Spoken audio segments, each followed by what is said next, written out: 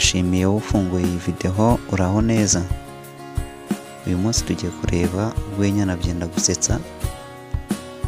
Kadutangire urwenya na byenda gusetsa byacu.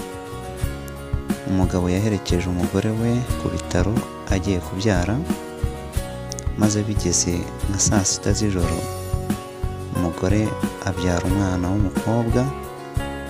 Abaganga bahamagara umugabo ngo naze arebe umwana we.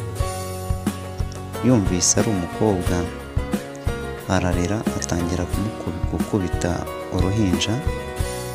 Abaganga bamubaza impamvu, nawe ati igiti kigororwa kikiri gito. Nawe urabona umwana nk'uyu w'umukobwa utaha saa sita z'ijoro, urabona nageze imyaka 18 azataha sangapi? Turebe uwa kabiri. Umugabo yagiye mu isoko agura amabya y'inka, ayoherereza umugore we ngo ayotse. Nuko umugore ayasigira abana, arababwira ati aya mabya ni aya so, nimuyotse muyiteho. Ajya ku rusengero.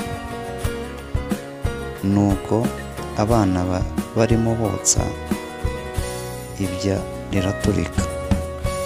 Umwana umwe ariruka, ageze ku rusengero ahamagara mama we n'ijwi rirenga ati mama banguka, amabya ya papa araturitse. Pasiteri nawe ati mu izina rya Yesu. Uwo mudayimoni mena amabya y'abagabo ateye ate? Murakoze, Imana ibahe umugisha, naho utaha.